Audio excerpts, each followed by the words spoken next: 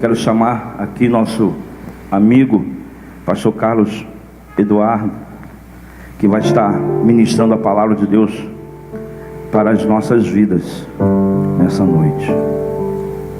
Amém.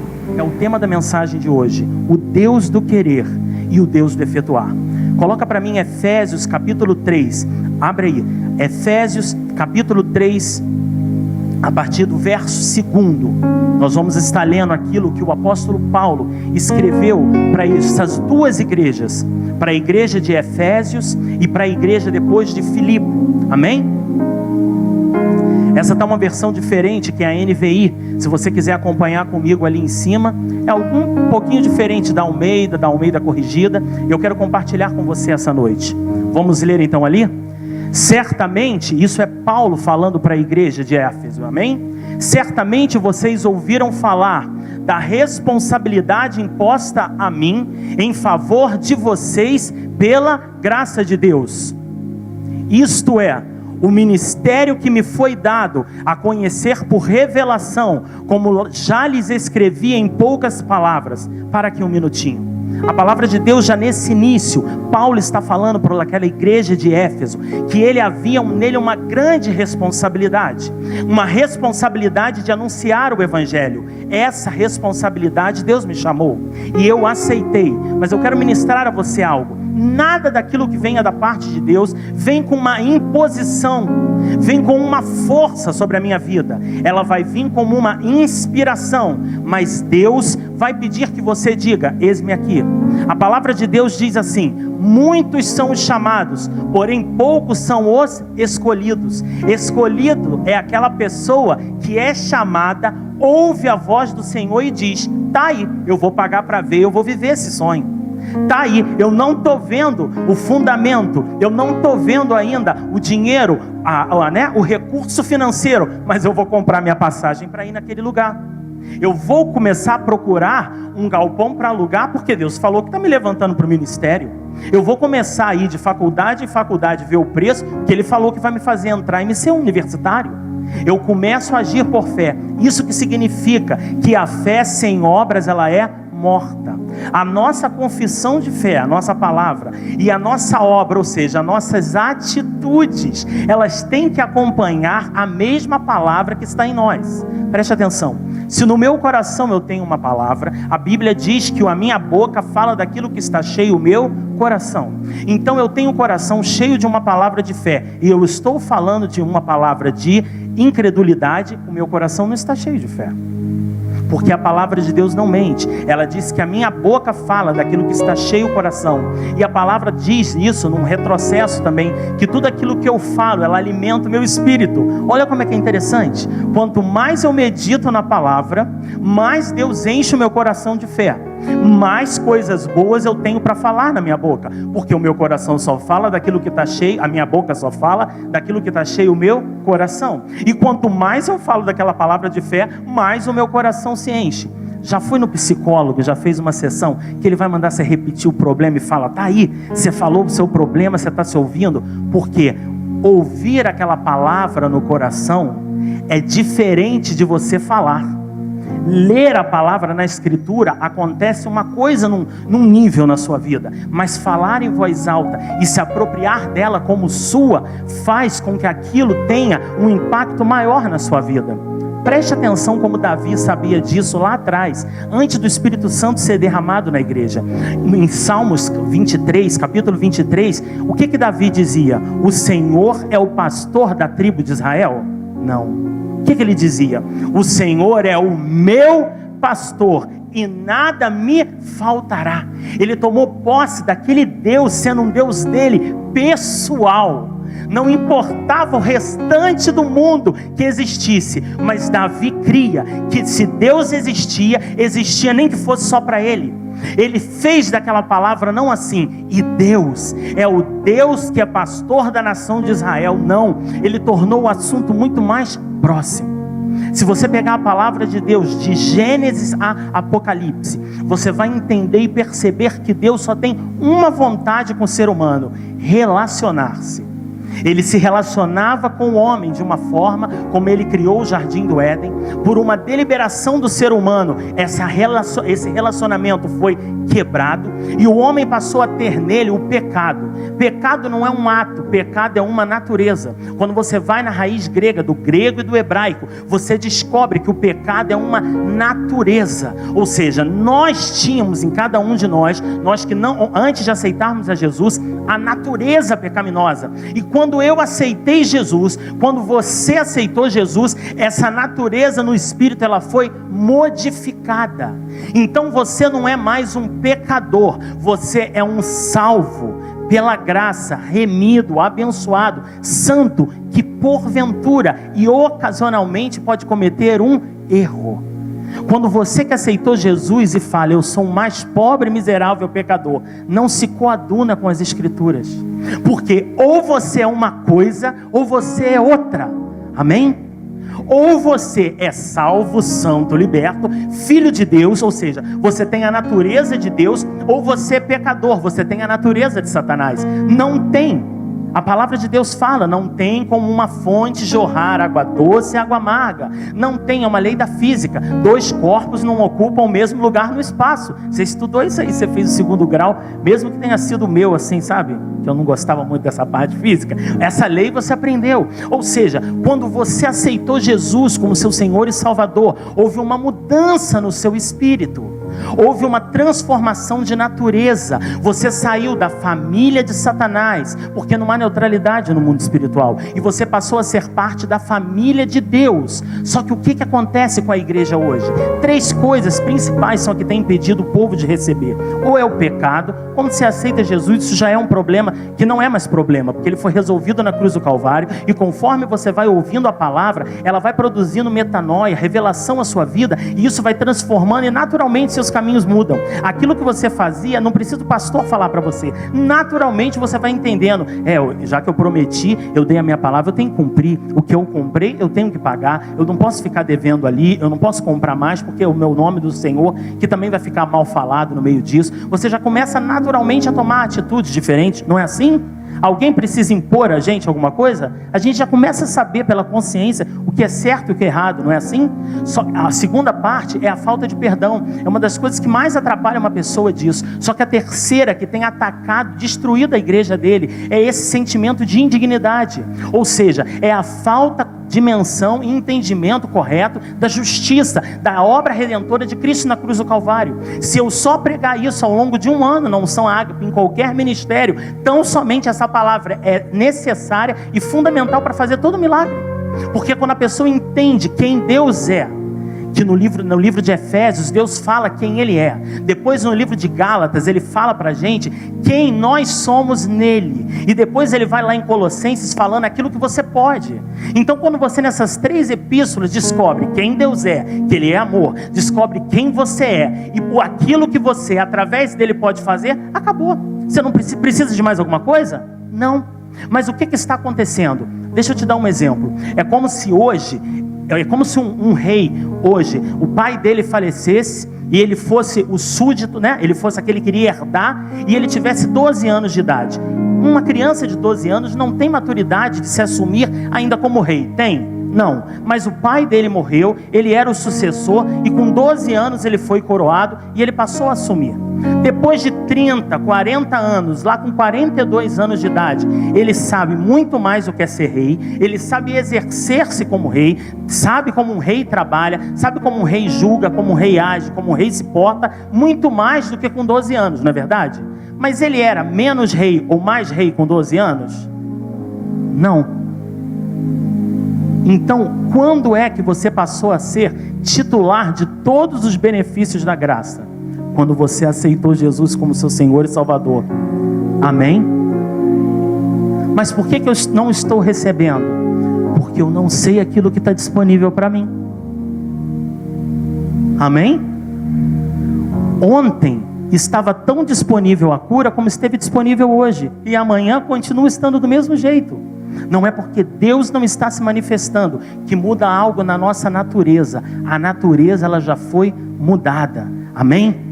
Vamos ler o verso 3 que diz: isto é, o ministério que me foi dado a conhecer por revelação, como já escrevi em poucas cartas, diz o verso 4. E ao lerem isso, vocês poderão entender a minha compreensão do ministério de Cristo.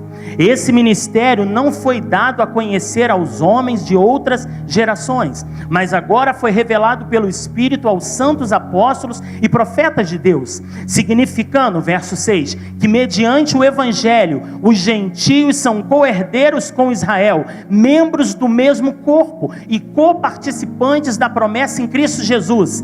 Deste Evangelho, dizia Paulo, me tornei ministro pelo dom da graça, a mim concedida pela operação de seu poder.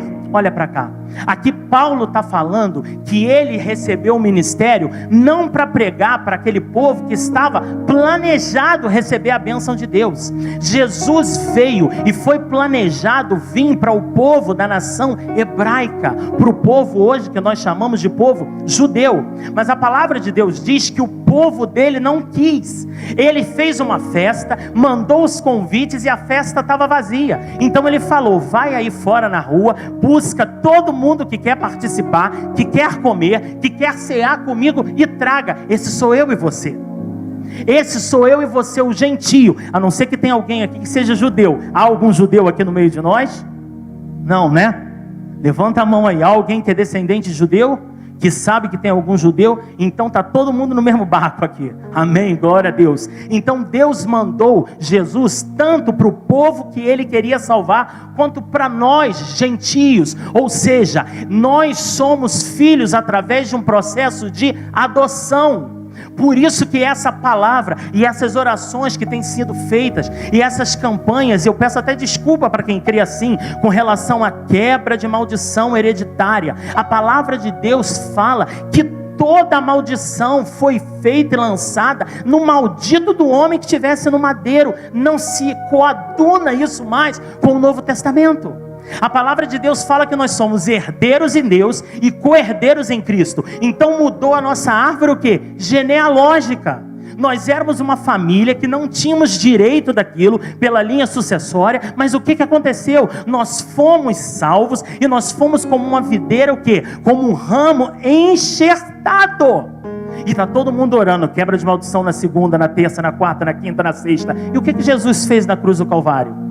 Orar por quebra de aliança, de maldição hereditária, é a mesma coisa. E isso vai trazer um problema na internet, mas não. E isso vai a mesma coisa do que a pessoa que é kardecista buscando vencer pelos seus próprios méritos.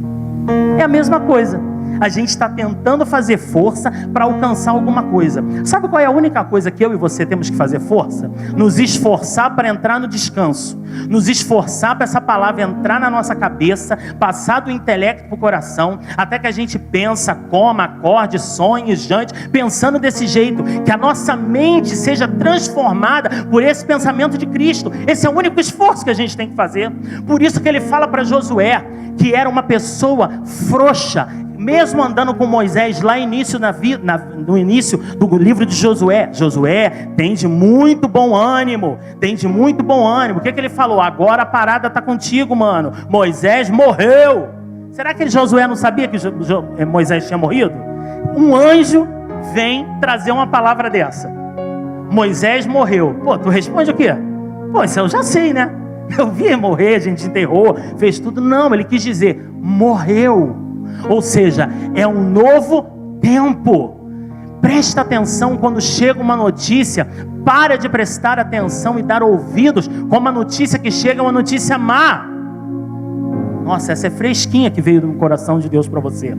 Você está olhando para a notícia e está enxergando ela com os olhos maus. Se o seu coração for mau, se a sua alma for má, os seus olhos lhe serão maus e tudo lhe será mal. Mas se o seu coração, se os seus olhos lhe forem bem, tudo que vier vai ser bênção. Você vai enxergar como uma forma, como um escape, como um sinal de Deus para se manifestar na sua vida. Amém? Josué recebeu aquela palavra falando que Moisés havia morrido da parte do anjo, e o anjo falou para ele 3 vezes, para ele ter bom ânimo, até que ele recebeu, assumiu e seguiu. Quantas vezes vai ser necessário que Deus fale para você, para que você assuma seu ministério? Quantas pessoas vão ter que vir aqui, de outros países, de outros lugares, para que você deixe de fazer aquilo que está desagradando a Deus e que você sabe que está impedindo o agir de Deus? Quantas pessoas mais, quantos mais homens e mulheres Deus vai ter que levantar para vir aqui para poder te dizer: o sonho quem deu fui eu. E se eu sou o Deus que dá o sonho, eu sou o Deus que dá o realizar. Eu vou te mostrar isso na palavra. Mesmo que você se sinta o menor da sua casa, vou continuar dizendo para você: o Deus que dá o querer é o Deus que dá o realizar. Mas eu não tenho formação acadêmica necessária para ocupar essa carga, para assumir tamanha responsabilidade. O Deus que dá o querer é o Deus que dá o realizar. Mas tem pessoas muito mais importantes, muito mais letradas nesse mundo, que podem ocupar esse cargo, ter esse ministério grande, ter esse ministério internacional, ocupar esse cargo público vitalício. Mas o Deus que dá o querer é o Deus que dá o realizar. Mas ninguém na minha família até hoje tem formação acadêmica, sequer terminou o 2º grau. Mas o Deus que dá o querer é o Deus que dá o realizar. Mas ninguém na minha família nunca alcançou isso, muito mal teve um par de chinelos, que dirá ter um tênis, um quichute, era o máximo que eu vi na minha casa. Mas o Deus diz que você vai ser dono de uma sapataria. Mas o Deus que dá o querer é o Deus que dá o realizar. Mas ninguém na minha casa, todo mundo é tímido, todo mundo parece que tem um complexo de inferioridade, que nada dá certo, começa como um empresário e cai. Na minha família tem a maldição. Mas o Deus que dá o querer é o Deus que dá o realizar. Mas na minha família sequer uma pessoa nunca teve direito a ir ao médico, que sequer plano de saúde, e Deus está falando ao meu coração que Ele quer que eu seja um cirurgião. O Deus que dá o querer é o Deus que dá o realizar. Mas na minha família todo mundo usa prótese, e Deus está me chamando como cirurgião, dentista. Deus dá o querer e Deus dá o realizar. Amém? Eu sei que eu, no Deus a quem eu tenho crido. Você pode dar uma linda salva de palmas a Deus?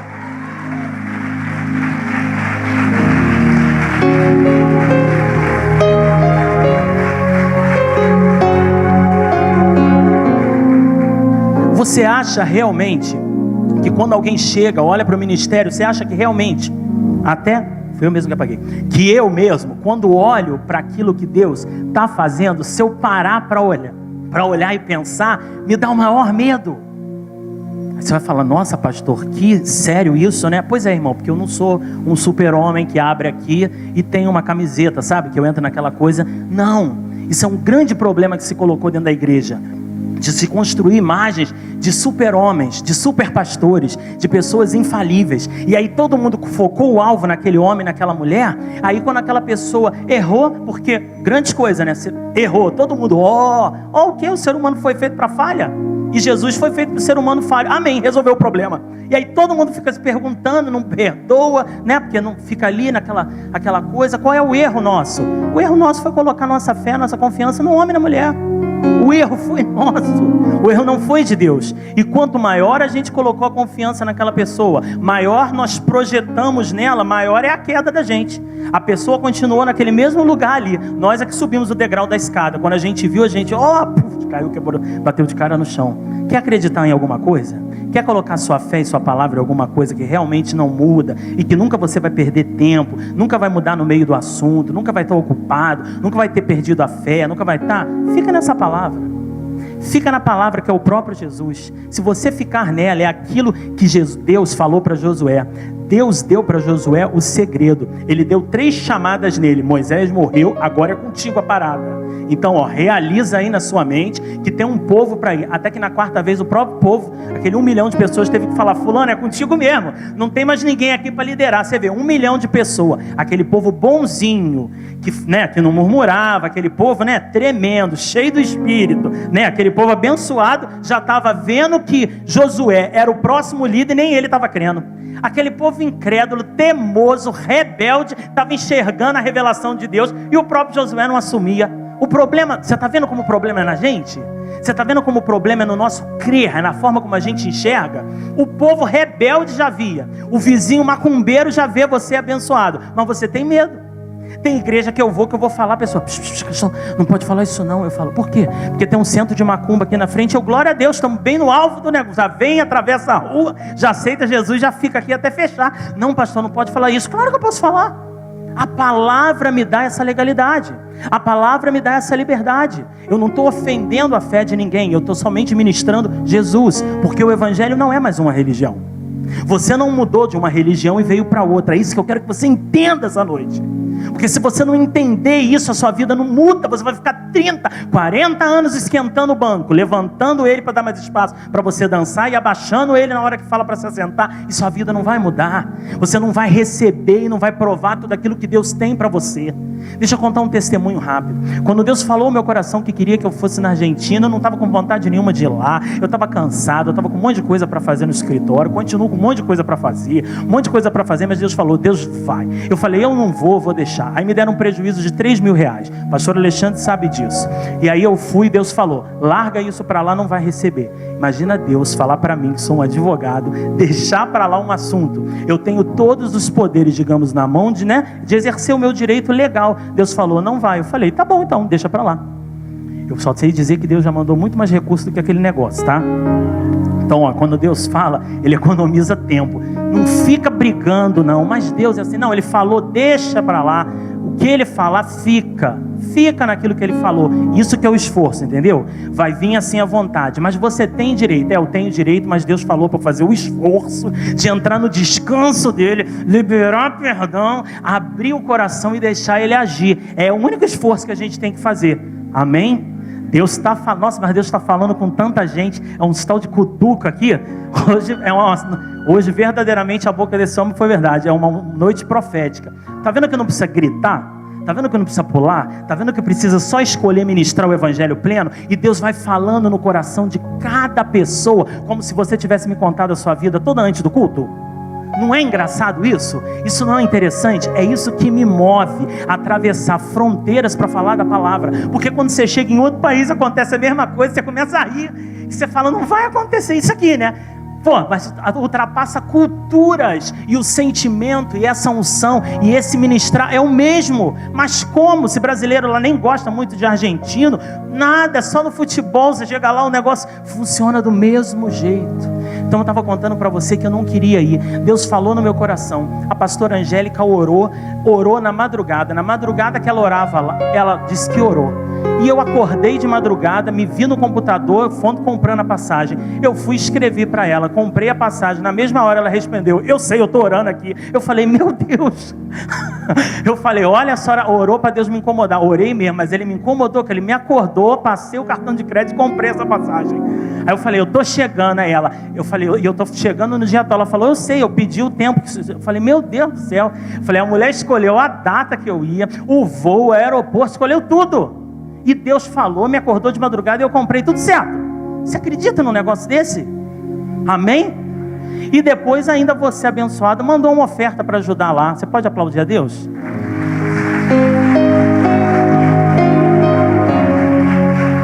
Aí eu cheguei 1h30 da tarde, me levaram numa província da grande Argentina chamada José Cepaz.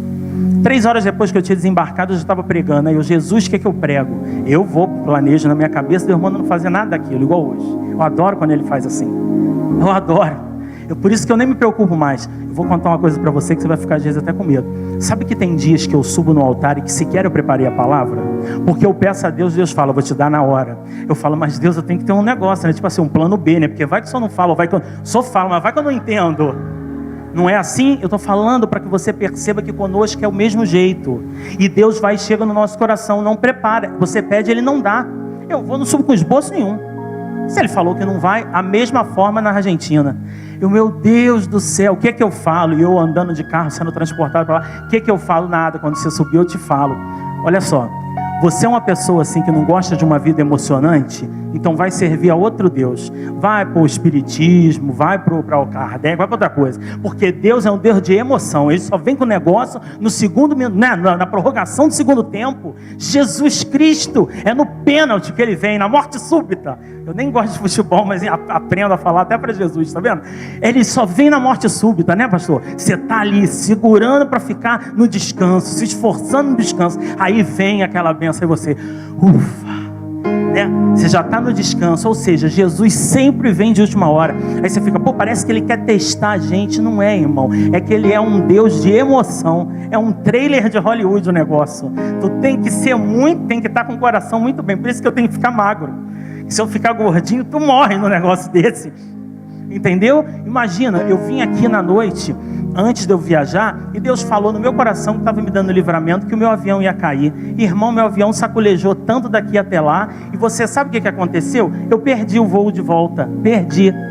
Eu nunca perdi voo na minha vida. Você acha que alguém perde voo assim? Não me deixaram embarcar na volta. A pastora brigava. Tu acha que eu briguei com o atendente da companhia aérea? Que eu queria entrar naquele voo? O voo parado, taxiado, tu não pode entrar. Como que eu não posso entrar? Não pode, tu perdeu, fechou a imigração. Como que fechou a imigração no voo internacional? Tu não entra, o pastor, cala a boca, fica quieto, deixa isso pra lá. Eu tenho que pagar, toma aqui o Visa, passa esse negócio, me transfere para amanhã. Porque Deus já havia falado aqui que iam tentar contra o meu avião. E caiu nessa noite da Argentina na volta uma tormenta que foi decretado calamidade pública em mais da metade da Argentina. No meio do verão, onde não tem chuva lá, é diferente o tempo. Você acha que eu falei o quê? Deus já havia me anunciado antes. Deus sempre fala, preste atenção, a quem é amigo dele, o que vai acontecer antes.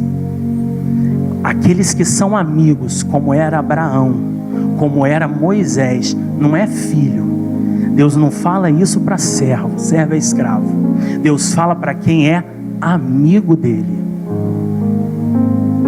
Deus fala aquilo que ele vai fazer para amigo dele. E como eu sou amigo dele, eu sei o que ele está fazendo aqui essa noite. Por isso que eu não tenho que me preocupar. Não é na minha força, você entende? Não é na sua força.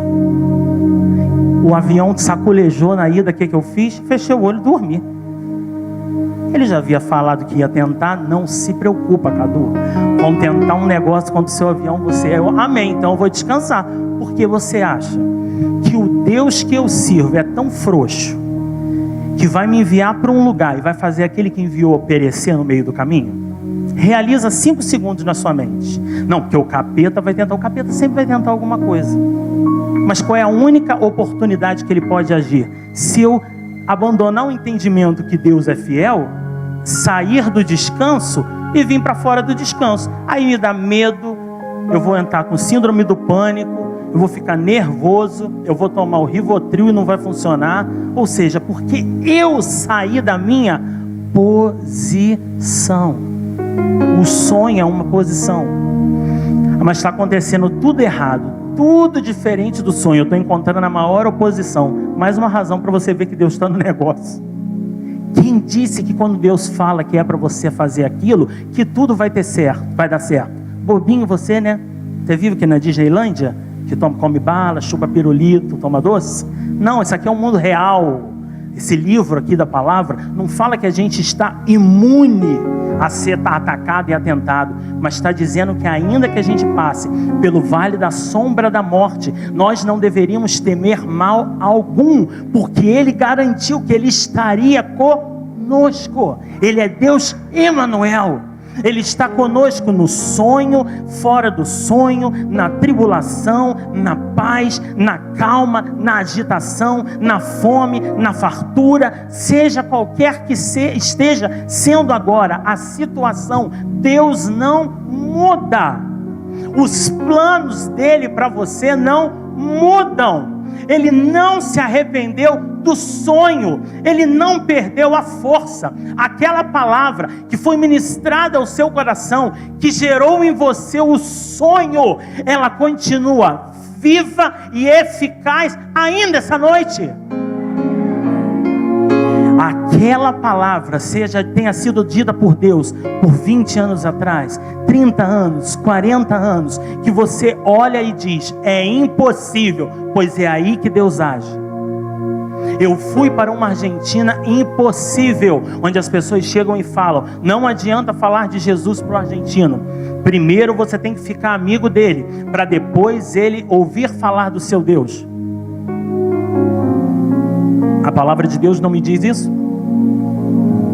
palavra de Deus fala que onde o homem e a mulher de Deus for, pregar o evangelho pleno e genuíno, os sinais acompanhariam aqueles que creem. É isso que a palavra de Deus diz. A palavra de Deus diz que onde 2 ou mais estiverem reunidos em nome dele, ele garantiu que ele se faria presente. Então, eu ouço um pastor que está na Argentina, fechado e com a mente alterizada por conta da legalidade, ou eu fico na palavra de Deus? Lógico que eu não sou bobo, que eu vou ficar na palavra de Deus, porque seja todo homem mentiroso e Deus verdadeiro. Amém? E aí o que acontece? Ao longo daqueles dias, 40 vidas se entregaram a Jesus. Você pode dar uma linda salva de palmas por isso? Irmãos, nós não estávamos pregando na igreja. Foram 4 noites de uma campanha em praça pública. A prefeitura desse lugar, dessa província, porque lá não tem cidade, chama província, de José C. Paz, que seria José C. da Paz, né, em português, que J tem som de R, lá em castelhano. Então, o José C. Paz enviou banheiro químico, enviou polícia, enviou a guarda municipal, enviou tudo para poder, por causa do evento. Ou seja, olha o Deus que faz isso. E as pessoas andando, fazendo Cooper, quando começava a ministração da palavra, as pessoas iam chegando, se assentando e aceitando Jesus. No segundo dia eu fui e falei para Deus, nós já tínhamos, no primeiro dia Deus curou muitas pessoas, e curou uma mulher que tinha 6 caroços de câncer, e ela manifestou uma legião. Não, minto, isso não foi no primeiro dia não. No primeiro dia muitas pessoas foram curadas. No segundo dia muitas pessoas aceitaram Jesus. Mas tem um lema, assim, uma coisa na Argentina. É difícil você falar em línguas lá. O campo é tão opresso da espiritual que é difícil. Nessa terceira ou quarta vez que eu acho que eu já fui, já flui. Deus, pela honra e glória dele, já me deu a chave daquele lugar. Eu já entro e acesso como se aqui fosse. Eu já falo em línguas naturalmente. Mas houve os primeiros momentos da minha vida que eu não conseguia. Eu precisava ficar fechado num quarto durante 1 hora, louvando a Deus, para que viesse a presença de Deus e eu começasse a falar em línguas, para a gente ver como que o Brasil é uma terra abençoada, é um lugar que os céus não são de bronze. Você vê uma pessoa de Deus ir para onde Deus manda e ter essa dificuldade. E eu lembro que eu fui, mas as pessoas falam que não há essa manifestação assim, espiritual, das pessoas serem curadas, e que as pessoas não manifestam demônio. Eu falei, que é isso? Não pode ser diferente. Eu falei, Deus, amanhã, era no terceiro dia, eu falei, tem que manifestar demônio aqui para esse povo crer, que não é possível. Eu estava vendo pelos olhos da fé as pessoas precisando de libertação. Pastor Alexandre, eu acho que eu pedi demais. Quando eu peguei o microfone na terceira noite, preste atenção nisso que eu vou dizer. A terceira noite eu falei, eu não vou precisar ninguém que me traduza não, eu vou falar o castelhano mesmo, eu vou na unção, vambora, tu vai me entender, Deus vai entender esse portunhol, tu senta. Graças a Deus que eu falei isso, porque eu não ia ter ajuda de ninguém. Quando eu peguei no microfone e eu fiz essa primeira ministração da canção, mas manifestou no atacado. É tanta gente que caiu, o povo estava correndo, fazendo Cooper, caiu endemoniado. E o pessoal da ambulância foi socorrer. Quando chegou, saiu fora, porque viu que não era coisa que eles socorriam. Uma mulher, irmãos, creiam, olha, foi algo incrível. Caiu, quebrou o braço com fratura exposta e voava para cima da pastora com o braço assim, molenga, para enforcar com a legião de demônios. E eu com todo mundo, gente, logo Deus falou, tu não pediu, eu mandei. Aí eu, povo, olha para cá que eu vou ministrar. Ficaram 2 cultos. Um culto da metade da igreja para lá, manifestado de demônio, e um culto daqui para cá, eu pregando a palavra de Deus. Por quê? Eu não pedi, Deus fez. Só que eu não achei que ia ser tanto, sabe? Até eu fiquei assim espantado, mas Deus fez. E por que eu estou contando isso?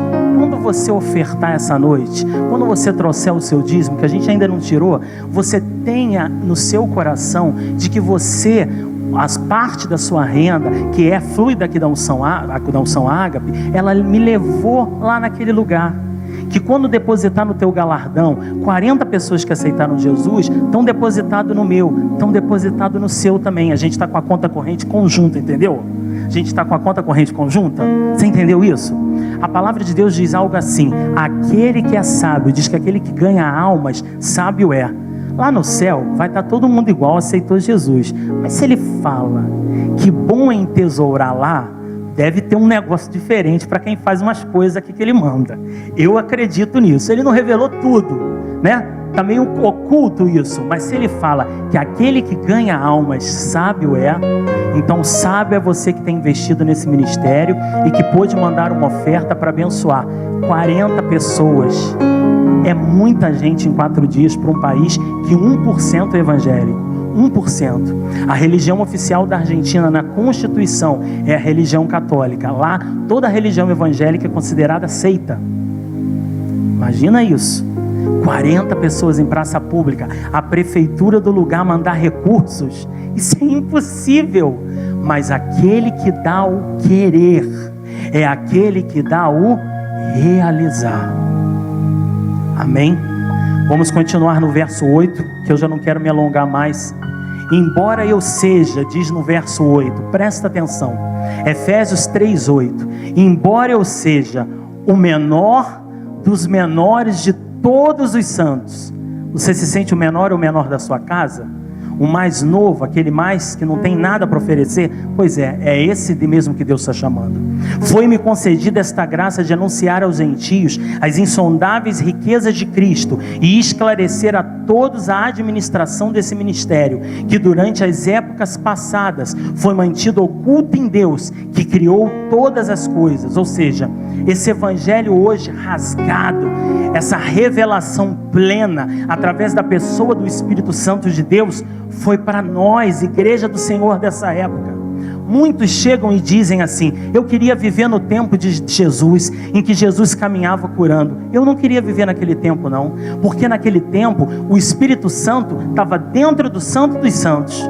Ele era só para alguns poucos privilegiados, mas por Jesus ter morrido e por ele ter ressuscitado, aquele mesmo poder, diz nesse livro de Efésios capítulo 1, do verso 17 ao 21 e continuação, tirou Jesus da morte, colocou ele em vida e o fez ele assentar num lugar onde nós estamos nele como co-herdeiros. Ou seja, esse mesmo poder que libertou Jesus das trevas, ele está em operação, ele está liberado para agir hoje.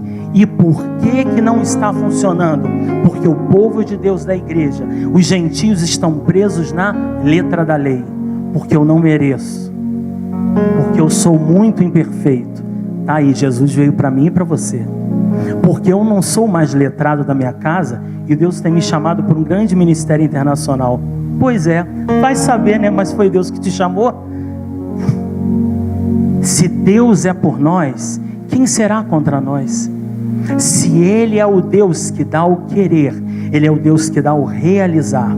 E por que Paulo orava no verso 16 do capítulo 3 assim? Oro para que com as suas gloriosas riquezas Ele os fortaleça no íntimo do seu ser com poder. Por meio de quem? Por meio do seu Espírito, para que Cristo habite no coração de vocês. Quando você lê coração no Novo Testamento, você pode substituir pelo seu homem interior, ou por sua mulher interior. É aquela pessoa quem você realmente é.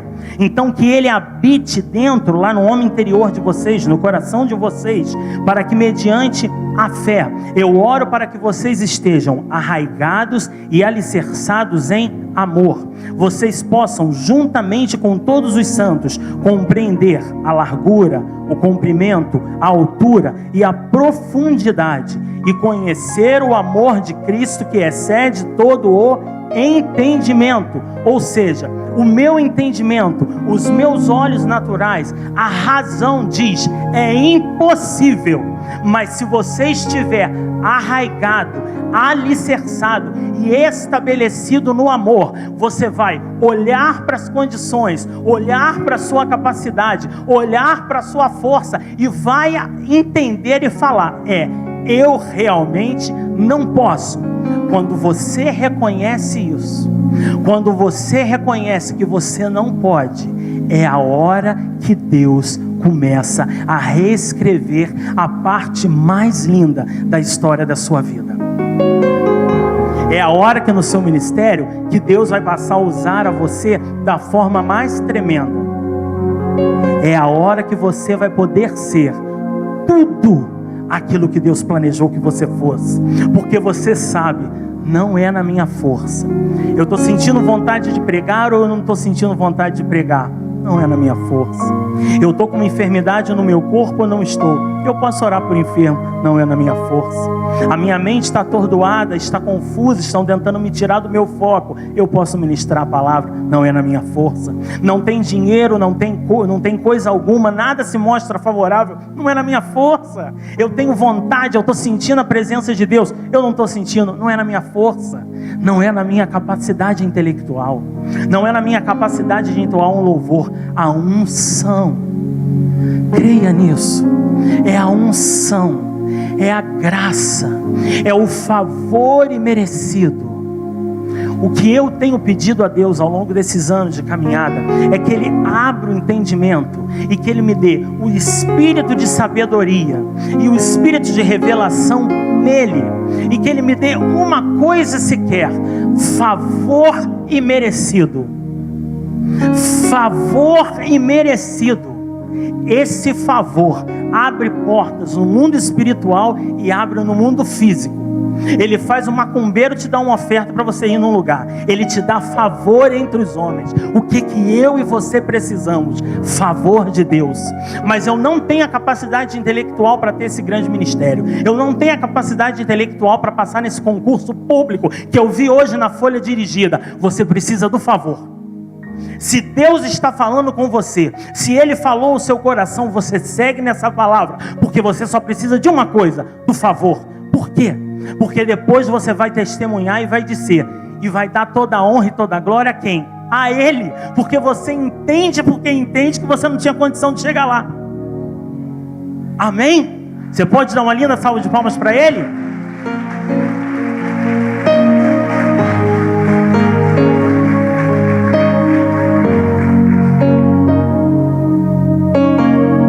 Agora Paulo fala assim no 20: aquele que é capaz de fazer infinitamente mais de tudo o que pedimos ou pensamos.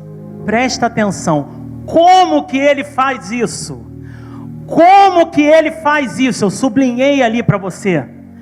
De acordo, ou seja, através da minha capacidade, da sua capacidade, do meu intelecto, da sua capacidade de falar inglês. Não existe um ser humano, um curso que forme alguém para traduzir do jeito que Deus me capacitou. Não existe.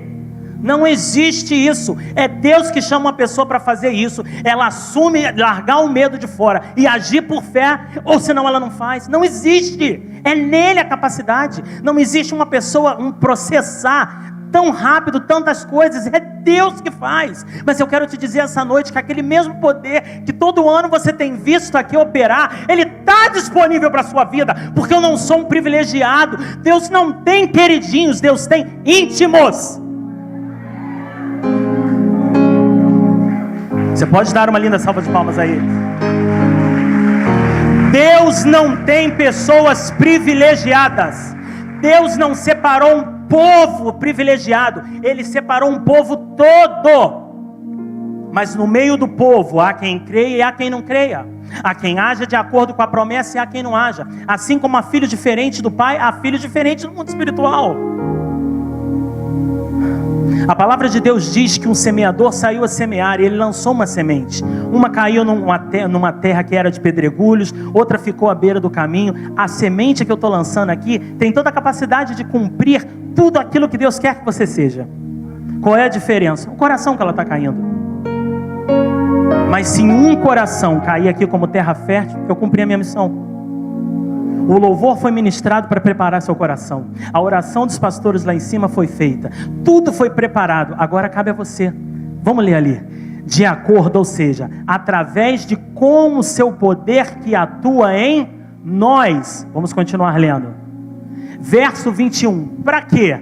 Para que a Ele seja a glória na igreja, ou seja, em mim e você, povo de Deus, e em Cristo Jesus, por todas as gerações, para todo sempre, amém, ou seja, que assim seja. Então o que ele diz lá no verso 20, volta o slide, que aquele que é capaz de fazer muito mais, infinitamente daquilo do que pedimos ou daquilo do que pensamos, de acordo como? De acordo com o poder dele. Por que no poder dele? Para que nenhum homem se vanglorie, fui eu que fiz. Olha como que o negócio é fácil. Aí você ouve a pessoa criando um monte de teoria, um monte de campanha, que se veste de um jeito, é um tempo, é um negócio, e fica na palavra, irmão. A palavra é tão somente suficiente a te fazer chegar, e é só ela que pode te fazer chegar nesse lugar. Amém? Mas ela tem que estar revelada no seu coração. O único trabalho que você tem que ter é esse. Qual era o segredo que Deus deu a Josué? Medita no livro dessa lei, porque no tempo dele era lei. Nós não estamos mais debaixo da maldição da lei. Imagina se a gente fizer aquilo que Josué fez lá. Josué começou o ministério dele como um homem frouxo, que precisou de um povo pela 4ª vez falar que ele era o líder, e terminou o ministério dele como? Vai lá ler, como um general, que quando anunciava que ia chegar numa terra, o povo já pulava fora. Chegou aquele homem de Deus, eu vou meter o pé porque ele vai ganhar. Ele começou como um frouxo, a capacidade dele, e porque ele colocou a capacidade dele de fora e se baseou na de Deus, antes dele chegar na cidade, o povo já corria, porque falava, ele vai ganhar mesmo, porque é o Deus que está com ele. Ou seja, a capacidade daquele que ele está estabelecido. Ou seja, o povo de fora via, e talvez às vezes Josué podia não acreditar, mas ele resolveu acreditar, e ele fala de acordo com o poder que atua em nós. Agora, para terminar, Filipenses 2,13, o ministério de louvor já pode vir. Preste atenção, o tema dessa mensagem de hoje: o Deus do querer e o Deus do efetuar. Deus deu um sonho a mim essa tarde e disse: vá lá e fala a esse povo que se eu coloquei um sonho no coração deles, uma ideia qualquer, seja ela qual for, se for de acordo com a minha palavra que eu coloquei, porque Deus não coloca nada de acordo com a palavra, tá? Não vem depois no final do culto falar: Deus, pastor, ora porque Deus colocou um sonho no meu coração que Deus vai me dar um marido melhor. E você vê, a mulher é casada, então Deus tem que matar. Não está de acordo com a palavra, esse sonho é do capeta, tá? Você não vem nem para minha fila que eu vou te dar um fora. Mas vou mesmo. Vou mesmo te dar um fora, porque eu não posso orar, eu não tenho base bíblica. E você está rindo? Um monte que vem na fila assim, um monte de coisa esquisita. Acha que a gente é macumbeiro, traga a pessoa mal de 3 dias de avião, de jato. O povo acha, não é, pastor? Estou falando mentira, pastor? Olha cada coisa que o pastor escuta, só Jesus, senão a gente não tem condição. Aí diz, olha, o Deus do querer é o Deus do efetuar. Coloca lá em Efésios: pois é Deus quem efetua em vocês tanto o querer quanto o realizar. Se Deus deu o sonho, Ele dá as condições. Estou traduzindo. Se Deus plantou no seu coração onde você vai chegar, Deus sempre começa a mostrar o final. Ele não mostra o início da história, Ele mostra o final. Para você de uma família pobre que não tem nem esquadria de alumínio dentro da tua casa, você fala: mas é impossível, eu estou orando por comida, o senhor está falando que vai me dar um ministério internacional? Pai, eu falava para Deus: eu estou orando por comida para pagar a conta, o senhor está falando que eu vou viajar. Quando Deus falava que eu ia viajar, eu sem comida dentro de casa, para pagar a conta de luz que meu pai foi embora, adianta, era a resposta? Não, vamos ser sinceros, isso é coisa de gente doida. Eu falava: Deus, só é doido, eu estou orando por um negócio, eu está falando que eu vou te levar. Tá bom, mas eu não quero entender. Como é que eu pago a conta amanhã? Eu vou te levar e vou te enviar. Como é que eu pago a conta amanhã? Eu vou te levar. Sabe por quê? O nosso Deus não é um Deus preso a circunstâncias. Ele está vendo a vida da gente de um plano maior. Ele está vendo, que o americano fala, the big picture. Ele está vendo o plano maior, e você está preocupado com um alfinete no meio do percurso, e ele fica: sai daqui, olha para lá, sai daqui, olha para lá, sai daqui, olha para lá. O que ele falou com Abraão? Sai do lugar que limita a tua visão. Se Abraão continuasse convivendo com aquelas pessoas incrédulas, porque Deus já sabia que aquele povo daquele lugar seria num futuro destruído, Deus não podia fazer a bênção que queria com Abraão. Deus teve que destacar ele. Seu familiar se afastou de você porque você aceitou Jesus, se prepara porque Deus vai agir. Algo que está atrapalhando, você veio para Jesus e aceitou, parece que a minha vida está toda destruída e causou um rebuliço. Isso já ia acontecer. A mão de Deus te trouxe para ele antes, para hoje você estar firmado na palavra, porque porque o Deus que dá o efetuar em vocês, tanto o querer quanto o realizar, de acordo com a boa vontade dele. Vamos ler na versão do Almeida. Porque Deus é o que opera em vós, tanto o querer como o efetuar. Você tem um sonho plantado por Deus, Ele deu o querer, Ele é responsável por te fazer chegar no lugar do sonho que Ele te fez sonhar. Ele não te deixa no meio do caminho, porque Ele é um Deus de responsabilidade. E eu não estou falando, creia em mim, não. Baseie-se em mim, não. Eu estou testemunhando na minha vida, mas eu estou falando, olha para aquele que é o autor e consumador da tua fé. Não esse que está na cruz aqui, que a cruz aqui é vazia, para a palavra. Porque Deus é que opera em vós, tanto querer como efetuar. Vamos ficar de pé em nome de Jesus. Obrigado pela oportunidade, Pai, de ministrar mais uma vez a tua palavra.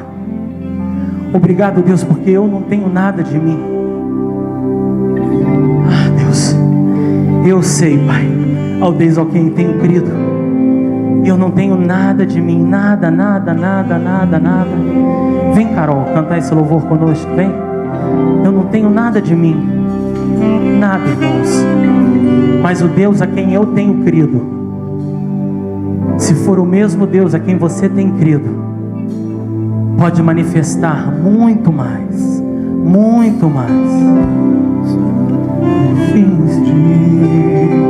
A multidão já te cansou, o meu Deus nunca falha, nem nunca falhou. Cante esse louvor como se fosse o último dia da sua vida. Se a luta é muito grande, se ela te fez perder a fé, meu Deus entra na guerra, peleja por você. De os seus olhos e vejo o sobrenatural. Quem tem promessa de Deus Vence o mal. Levante os seus olhos e veja o sobrenatural. Quem tem promessa de Deus vence o mal, Vence o mal, não morrer. Enquanto a promessa não se cumpre, quem tem promessa de Deus não morre não. não desiste não. Mantenha a fé de Abraão, não morrer. Enquanto a promessa não se cumpre, quem tem promessa de Deus não morre não.